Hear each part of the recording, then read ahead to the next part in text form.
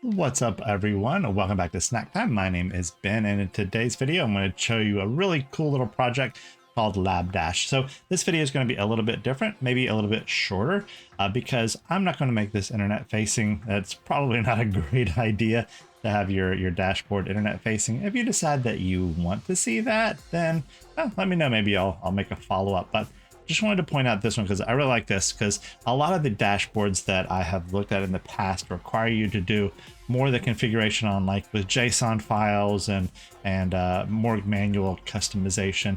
But this one is really cool because it allows you to do pretty much everything in the actual software itself on the website. So I'm going to show you around the software just a little bit, and then I'm going to go ahead and show you how to spin it up. Super easy, super quick, and let's go ahead and jump into it. So we have our cool little GitHub here, and this is a good demonstration of as far as what it could look like. Now, whether yours looks like this or not is really up to you, but as you can see, he has a lot of modules, and it is under active development. So if there is something you don't see today, you might see it tomorrow. Let me show you mine that I set up real quick. So this is a cool screenshot, but let's take a look at the actual software. So this is the one that I configured, and I'm going to show you a couple of modules, how you can organize the screen and everything. So you can sign in, and if I move my head out of the way a little bit, we have the administrator log in here. But if you log out, you're still going to be able to see your dashboard. It's just you're not going to be able to do any of the customization or setting up anything. But you don't need to sign in to see your site. And I named mine Ben's Awesome Site, but you can call yours whatever you want to. I'm going to go ahead and log in, and just a simple username and password, just a single account. And let's go ahead and jump over here, and let's go to Edit Dashboard. So when you click on Edit Dashboard, not a lot is going to change, except you are going to get a plus symbol at the top here to add more modules. And you also see these little dots right here where you can edit them and add things to those little dots. These dots right here are, I don't know if you can see this, these right here are basically just little spots where you can like drag and drop things. So say I wanted my Google to be up here, I could drag and drop this and move it all around the page. It sometimes can get a little squirrely when you're moving things, so just kind of be prepared that it can be a little jumpy. So something to keep in mind. And I think that'll probably improve over time. But for right now, I have noticed that the more squares that you add, it sometimes can be a little difficult to get them exactly where you want them. But with a little bit of diligence, you might be able to swing that. These boxes are not resizable. They come in one size, which is perfectly fine. Say I wanted to create a little bit of a weather one and some time, we can combine these two. So there's a module for that. But let's do this. Let's delete some of these, and let's start over from scratch. So let's click on one of these little dots and hit edit. And we have a placeholder, but we can change this into a widget. And we have a bunch of different widget types. Date, weather, let's see here. System monitor disk, if we have Pi-hole running that. We have also add guard, download clients, media servers, media request manager, and then notes, sonar, and a dual widget too. So a dual widget is basically your ability to add kind of a one widget on the top and one widget on the bottom immediately connected into one window.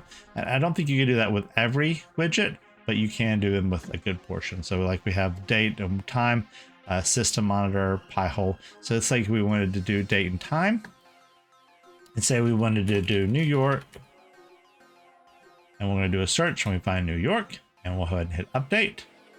And we don't have anything in the bottom, so let's go ahead and go back and edit that and go to our bottom widget. And for this one, let's pick on let's do the weather. And let's see what the weather is like in Orlando, Florida. All right, perfect. Let's just select that one and hit update. And there we go. We have it pulling the weather for us. No configurations, no APIs, nothing too fancy. Let's add another widget. Edit, and actually let's take a different route. Let's go on the plus symbol here, and we can select our item type. So do we want to do a shortcut? Do we want to do another widget? Maybe a placeholder or a page. So you can have multiple pages here too, so that if you had say like all of your server stuff on this page, it'll give you a second page that you can easily get to as well. Let me show you that. So I'm going to go ahead and hit plus symbol up here, and I'm just going to say page, and their page type. Let's do just do downloads, and hit add. So we now have our page right here. If we want to switch back, we can just drop down the 3 dots, 3 lines up here, our little hamburger is what they call it, and we can hit home. If we want to go to our downloads page, we do the same thing, and we're able to go to it that way. It's showing the edits because we're still in edit mode, but once you are done with edit mode, you hit done, then switching pages is pretty straightforward. Let's go back to our edit, and let's do this. Let's click on our plus symbol, and that's cool. You can move them to different pages. That's pretty neat. Let's do edit. And instead of placeholder, let's do a shortcut. This is something I love. We really totally dig. We can give it a shortcut or a name, right? So let's just say like google.com. We want to see, actually just let's leave off the .com, and we'll just say Google. And the URL that we want to monitor is, or what we want to go to when we click on it, is https google.com. And the health check is just an HTTP request. We can also do a ping. So say you wanted to monitor to see, you know, if your servers were running a certain thing, a certain website or something, and you also wanted to know if it was down by just glancing at it. This is why you would set this up. The HTTP request, we can do. Let's do this. Let's do an optional health check URL. So this is would typically be the same URL that you're looking at, but let's just do this. Let's do HTTPS and then gobbledygook. Okay. And we also can select an icon. So let's just do a search for Google. There we go. Got a Google icon. We can also select a custom icon if we wanted to, and that just lets us upload an image from our computer. And let's go ahead and hit update. And so you see that our little down symbol, it's saying that the website is offline. And so if we typed in an actual good URL, it should give us a cool little green icon. So let's do this. Let's just copy this one and then hit update. And there we go. Little green, little red turned into a green. Now it's saying it's online. So that's pretty cool. So that's if you just want to monitor like specific web pages or anything. If you are running sites like Sonar or Radar, any of those downloader sites, torrent, you can also add those. Those are more added as widgets than anything else. So we have like download clients. You can select different ones. Qbit torrent or Qbit torrent, yeah, and Deluge transmitter, SAB NZBD. So if you're into Usenet, you can use that to monitor your downloads. Let's see, we got media servers that only support Jellyfin. So all of you people running Plex are SOL. That's all right. And we have media requests. So we have Jellyseer and Overseer, so we can kind of monitor that as well. And then they have Sonar, Radar, and looks like us have groups too. So you can have a group of icons, which that's kind of cool. Let's see what group is. So we have groups here, and let's see, it's gonna be a widget, and let's say group 1. I know we're super original. And we can have a group of 3 or 6 items organized differently. Let's just click this one and then hit update. So there we go. You can select and have like a bunch of different things in groups. So I ran into a little bit of a hiccup with this. I don't know if you noticed it, but when I click on the plus symbol, it kind of doesn't do anything. I imagine this is probably a bug or something I'm doing, but either way, it will most likely, I would imagine, probably be fixed pretty quickly. Let's go ahead and kill it for now. All right, so other configuration that we can do, we have settings over here at the bottom right. Click on that guy. We can name this whatever we want to. Send how. We can enable search or not. So if you'll notice that there is a search option at the top of the page, I'll show you here in a second. We can choose our provider. So we can do Google, Bing, Cirx, and if we want to, we can also do custom, which that's kind of cool. So if we set up our own CirxNG server, we can specify that. I'm just going to go with DuckDuckGo for now.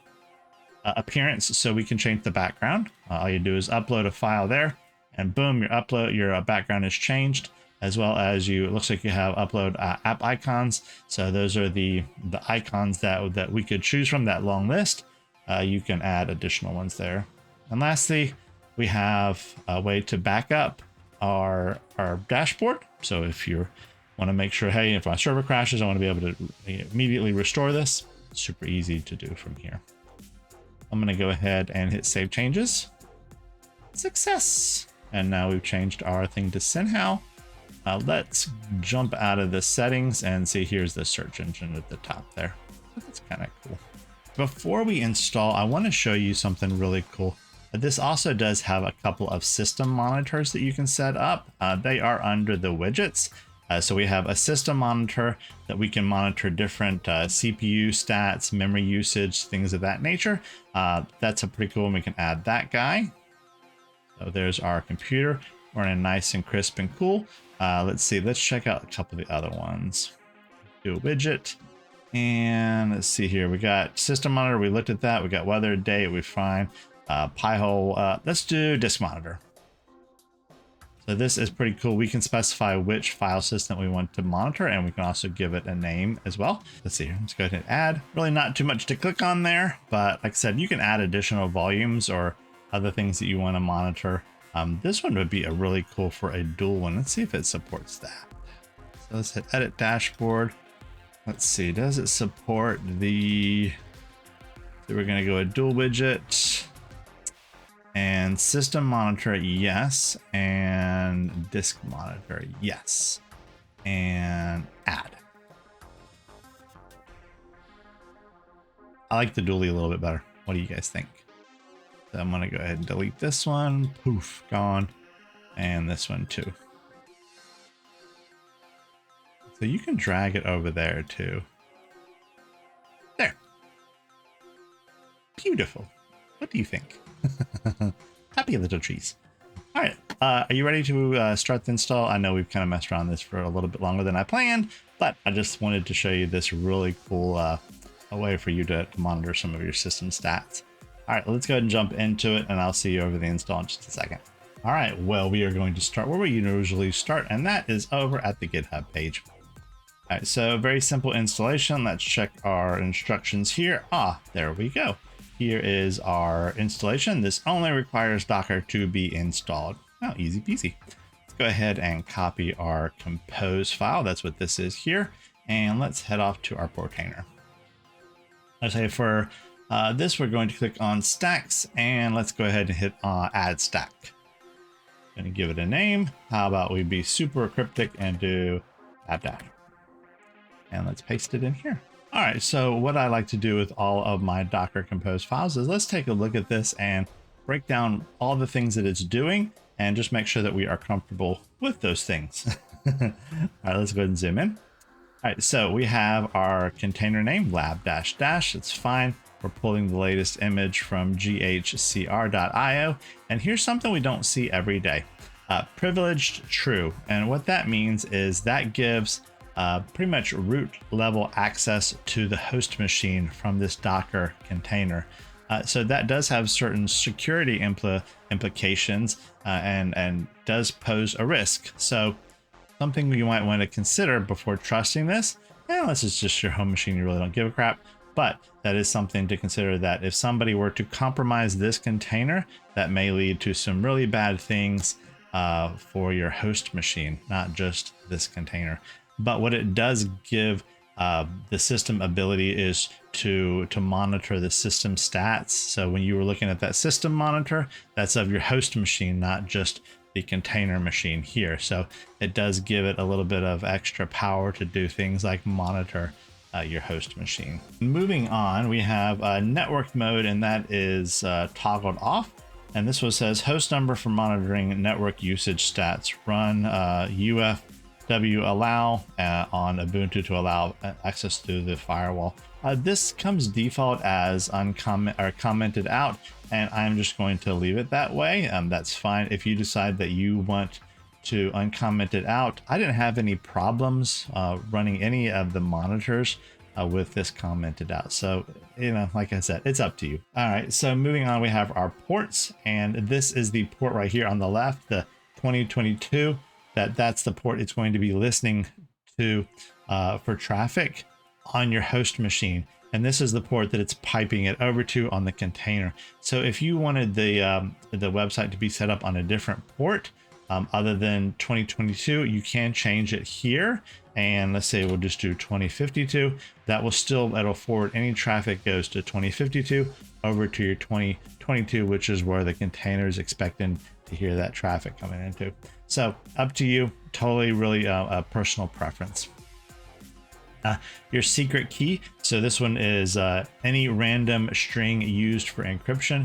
You can also run this right here, this OpenSSL, to generate that. All right, so let's go ahead and do this. Let's go ahead and run this command on our terminal, and it should be super easy. Let's just go ahead and copy this, and let's bring over a Linux terminal, probably the one that we're running our server on, and let's just go ahead and paste it in here. And there we go. We got a little bit of a secret password for our site. Let's go ahead and copy this guy, and let's go ahead and zoom back in, and let's paste him here. I can't imagine the equal sign or the plus symbol is going to make much of a difference, but hey, you never know. I guess we'll find out. All right, so for the next bit of this, so we're establishing a place to put our config files. It looks like it wants to put it under /docker lab-config. Same thing with our uploads. It also wants to access to our docker.sock. That's fine. I'm okay to leave this one right here to give it a little bit of access to our system to get some stats there. And I'm also okay to leave this as well, you know, where it is as well. But these two lines here, I want to go ahead and make those mapped volumes so that I know exactly where it's going to be storing files like my uploads and also the config files. So for that, let's do this. Let's go ahead, and I'm just going to backspace over this. We're going to call this config. I'm also going to backspace over this and call this uploads. Portainer is going to automatically add the lab dash in front of these, so I don't need to be too descriptive.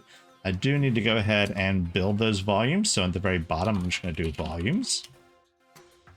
And I'm just going to do config here. And then I'm going to do uploads here.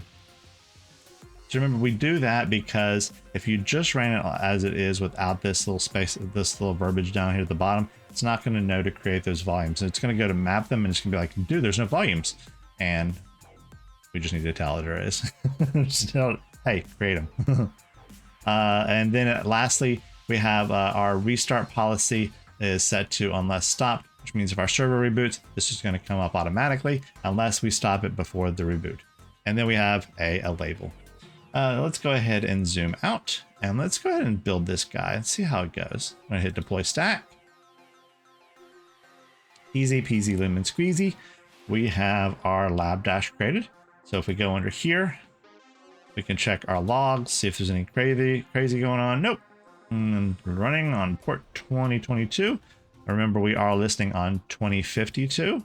And we can also come in here and we can check out our volumes. So here's our volumes that we created, lab-config right there, and uploads. And then we gave it access to read those files that Docker uses and our system uses. All right, so let's go ahead and let's take this URL, and I'm going to, I'm just going to duplicate my tab. And then I'm going to backspace over all this, and I'm going to put 20, what did I do? 2052? And if you type this by accident, remember this is not using a security certificate. So this is unencrypted traffic, not usually a huge deal, especially if you are running this on your local LAN. Unless you have hackers on your LAN, then you have a big problem. Let's go through our dashboard configuration. This is basically just running through a lot of the same things that we just covered. And we establish our admin credentials and do bin. Super secret password. There we go. And now we are ready to configure our lab dash. Easy peasy, right? Well, that's it. Well, I hope this has been beneficial for you. I hope you find some value in this software.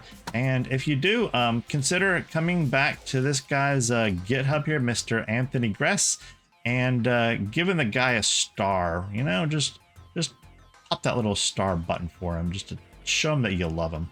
Or buy him some coffee. I don't even know he's asking for coffee. See, he's so generous, he's not even asking for coffee. He's not even asking. He just wants a star. So maybe give him that. All right, guys. Well, thanks so much for spending some time with me. I hope you found this video beneficial. And if you did, please consider subscribing or maybe just giving me a like. Or, you can also just comment down there and tell me what you think. I always look forward to hearing from you guys. Take it easy until next time.